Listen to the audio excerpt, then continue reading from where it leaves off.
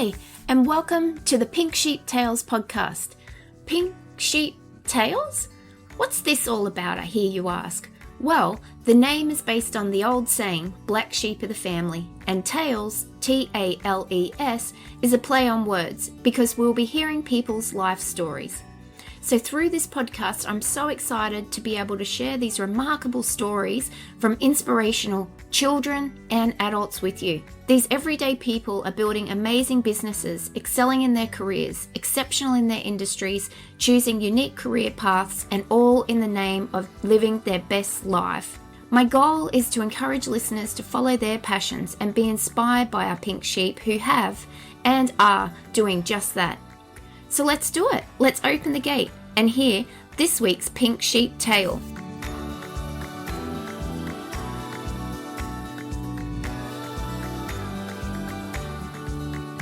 Hi everyone, and welcome to this week's episode of Pink Sheep Tales. This week we have an extraordinary young lady who's started a fantastic business in the sustainable industry. We've just done a recording for our Let's Talk Tiny Houses podcast, and we were learning all about her favorite products, how she established the business, where the name came from, and what occurs in the business. Shopping, you can get educated with workshops, watch YouTube videos, everything. She has all your needs covered. So, with no further ado, I'll introduce you to Lottie DL. How are you? I'm great, thank you. Thanks so much for having me. I'm so excited about this one. Yeah. Oh, thank you, because you've given me a lot of your time today, and I really appreciate it. I know you're a busy young lady, so thank you. This one, I love the pink sheet ones because I love hearing people's stories, and it's particularly like you've changed industries, and sometimes that can be a really hard decision for a lot of people, and just to hear how other people have done it and you can make a success of it and the world won't collapse. It's fantastic. I think it's really inspiring. So thank you for sharing your story with us. No worries. Lottie has banish.com.au, and it's a business where she's working on its eco-friendly and plastic-free online store with educational avenues as well. Is that how you would best describe it, Lottie? Yeah, definitely. So Banish is an online store and education platform that helps people reduce their waste. So it's everybody from the people who are kicking their goals and are completely zero waste to the people who are nowhere near that, but who are just getting started and making those small steps. Oh, brilliant. That's well said. Well said. If we go back now to younger Lottie, it's really interesting to think about back at school, sort of what your interests were socially, in classes, things like that. So when you think back about young Lottie, what comes to mind? Yeah, well, it's funny that I absolutely loved school. I had the best time. I was just loved being with my friends all the time and playing all the sport and doing all of the extracurricular activities. But school kind of came last, the actual schoolwork itself. I did it and I got through, but for me it was just kind of being around everybody in the atmosphere. So I don't really think there was any kind of telling signs that I would get to where I was. I wasn't actually very good at English, so when I ended up becoming a journalist, that was a bit of a laugh to everybody. And I don't know, I just kind of threw myself headfirst into everything and tried lots of different things. And the Poor Careers Counsellor, I was there kind of every second day trying to work out what I would do next. And I've just kind of gone here, there and everywhere and ended up on this path. Oh, well, that's fantastic. You had great imagination, aspirations. You just weren't sure where they were going to take you, it sounds like. Exactly, yeah. So I find it really interesting, people who are entrepreneurs and have their own businesses, whether that's like you're the first in the family to do that, or whether you were influenced by other members of your family, like maybe mum and dad or aunties and uncles. Yeah, so my mum is an artist, so small business owner herself. My dad is a stockbroker, so two very different industries. So I guess I was looking at mum in a way, running her own business. But no, I didn't actually have anyone that had the typical small business growing up to kind of aspire to or to look at. But I think my family have been always very supportive of all of my endeavours, and there's kind of never been a door shut. It's always just been opened, and it can just, try everything, give everything a go, I think was the main motto. Oh, that's fantastic. Makes a big difference to a young person and an adult as well, the support from the family. So that's fantastic. No, definitely. And I think one of my first businesses was sewing pencil cases for my friends when I was 12. That was a big business venture when I first learned how to sew. And then my brother and I used to sell mulberries from the mulberry tree in our backyard on the street, along with recipe cards. You could make a mulberry pavlova if you wanted. So I think we were always trying little things and little quirks, and just because why not when you're 12? No real risk associated with it. And your mulberry venture there sounds very much like Banish. You were providing someone with a product and telling them how they could use it. That is very true, very true. It's a shame mulberry season isn't longer. Exactly. They're very yummy though. They are. So after school, did you go straight to university? No, I took a year off when I finished school and I went travelling. So I went around Europe and the UK for about 9 months, which was amazing, and I loved it, and just exploring and going here, there and everywhere with not much of a plan, which was great. I don't think I could do it now. I'm a bit too organised now. I think it would just drive me insane not knowing where I was going next. And then I went to university at QUT, and again, I guess this kind of shows that I really had no idea what I wanted to do. So I studied a double degree in media and communications and nutrition. Oh. So a bit of a funny combination, because I was really torn between the two different avenues, and then I kind of found this one degree that would do both, and there were only 3 of us in my cohort. Oh, wow. It was a very unique course. Yeah. So did you become a journalist straight after uni, or... Yeah, so I was kind of doing a bit of work experience when I was at uni, and then when I finished I kind of went on the mad job hunt with the goal of eventually working at Women's Health magazine, because that was really the only place that could combine the two, because then I'd be able to talk about the nutrition aspect and elements of things, and then I could also use my media and journalism experience. So I first of all moved to Sydney and started working for InStyle magazine, and then I worked for Women's Health magazine shortly after, and then Men's Health magazine as well at the same time for almost 3 years. Oh, fantastic. What would be one of your favourite stories that you covered?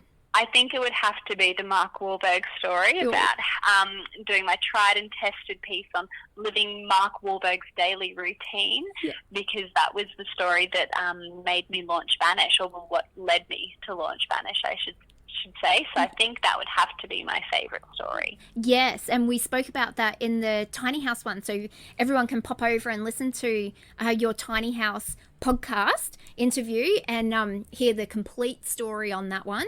But yes, he's a absolute definition of an early riser. Oh dear. So originally you were living in Queensland and then you moved down to Sydney? Yes, so I grew up in Brisbane, in West Brisbane, and then moved down to Sydney when I got the job with InStyle, and I've been here ever since. Could you see yourself moving again? Oh, never say never, and I think my mum would love me to move back to Brisbane in a heartbeat, but at the moment I just love the lifestyle down here. I love waking up and going for a swim in the morning, and then I've got a lot of friends down here and my network, so at the moment I can't see myself moving back anytime soon, but we'll just see. Oh, fantastic. Well, as I was saying before, it's a little overcast up here today, so we're getting a bit of a reprieve from the heat But yes, it's been a hot summer, so you haven't missed much at the moment up here. Nothing beats that Brisbane humidity. Yes, exactly. So there's a lot of people who would like to start a business or online business in particular. Are there any tips that you could give them that you wish you knew before you started? I think the biggest one is to just start. I think it's so easy to put it off and say, oh no, well, I'll never be that good, or I can't do it like they do, or I don't know how to do that. And I think the biggest thing is, just to get started, to start Googling, to launch that website. It doesn't need to be a huge record-breaking launch. You just have to pop it up and tell a couple of friends, and then they can tell their friends, and then it can grow nice and organically, because I think we put so much pressure on it. And I think the beauty of online especially is that you can change everything and anything. And if I look at the Banish website now to what it looked like a year ago, it's completely different. And then I'm sure in a month it'll look completely different again. And I think that's the whole aspect, is as you grow as a business, your whole offering can grow and it can all change, and nothing's set in stone. So we do put a lot of pressure, and it is a reflection of ourselves. So we do want it to be amazing and perfect, but sometimes we can be striving for such perfection that we don't start doing. And I think if we're doing that, then that's not very good. So just get started. Jump right in. Oh, well said, Lottie. Well said. I totally agree. And yes, the first step's the scariest, but you just got to take that leap, and then it's perfect. And as long as you're following your passion, like I always say to everybody, that's as long as you're doing something that is true to you and makes you really happy, you can't go wrong. That's exactly. Yeah, it's the goal for everybody. In 5 years, where would you like the business to be, or for yourself? How would you could you see yourself taking it maybe overseas, thinking, I could move overseas and still run the business that way? Or are you looking at employing people to help you with it, expanding? What? Yes, so I have so many goals. My goals list is just never ending for Banish, because I think you need to aim big, go big, to win big. So just have shoot for the star. What is it? Shoot for the moon, and if you miss, you'll land among the stars. That's my goal with everything. So I think in 5 years, honestly, with Banish at the moment, I really want to stay within Australia, because I think there is so much room to grow, and especially in the Australian market, there's so much hunger and a need for this sustainable movement. There's people want to do more. We've had these absolutely devastating bushfires lately, and floods and everything. So people know that they need to be treating the environment better than they are at the moment. So ultimately, I'd love to stay within Australia. Also, because of the carbon footprint of flying, we don't ship overseas. And that's not something that we'd like to do in the future, because flying has such a detrimental impact on the environment. So we only ship within Australia, and all of our suppliers are Australian. So that's something that I would like to keep doing and keep supporting. So I think we will stay within Australia. I would love to have a team. I'd love to be talking to more and more people and using a team and advocates to do so, and to really expanding the reach. I don't know. I'd love to do everything. Yeah. TV shows, books, podcasts, radio shows, you name it. I think you can do it. Thank you so much for that. Oh, actually, on the topic of your suppliers, is there a young business there that you helped get going? Like you might have been their first distributor? Yeah, well, quite a few of them. I was their first mainstream distributor. So there's not really one there's not really one that I could name, actually, because there's so many of them. Yeah. So kind of there's a combination of the ways that I find them or they find me. So it could be finding somebody's tiny, small Etsy store and then contacting them through that and kind of asking them about if they could be prepared for more orders each week and how many more orders they could they could handle, and then working with them to kind of streamline their processes so that they can fulfill the orders that we get at Banish each week, and then helping them grow their business. So one of our suppliers has been able to kind of reduce the number of days she's doing at her full-time job now, because she can focus now more on her side hustle. So it's working with those businesses as well that makes my heart sing, and help them with my kind of background in communications communicate their messages to bigger audiences.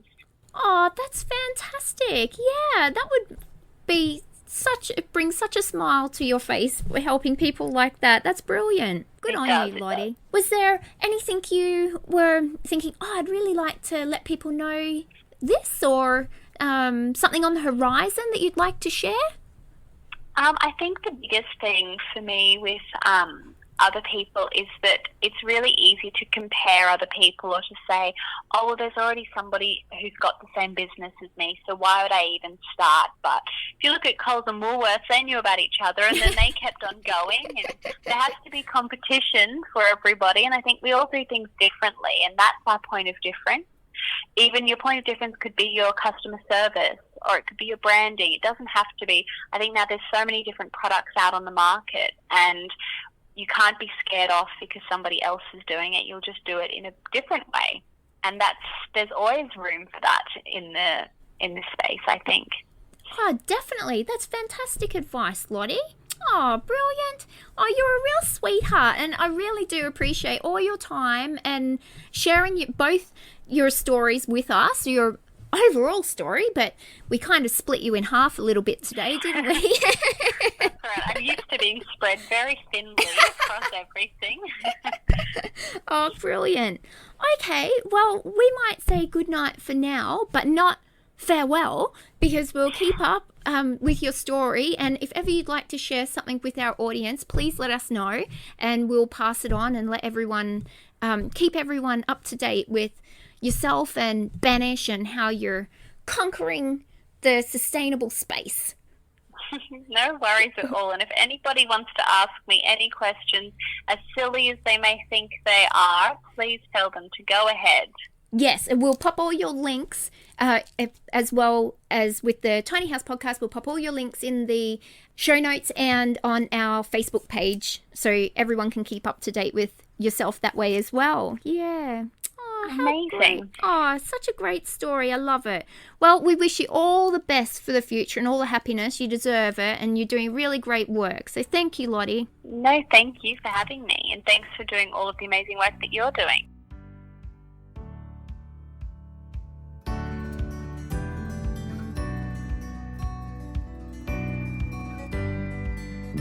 Thank you for listening, and I hope you really enjoyed this week's tale. Let me now invite you to pop over to our Facebook group called Pink Sheep Tales Podcast, and there you can stay up to date with all the exciting news from our pink sheep. You can also find myself at OCD, Organising, Cleaning and Decluttering Specialists on Facebook, or on my website OCDPro.com.au. Well, I'll catch you back here next week. Until then, enjoy yourself.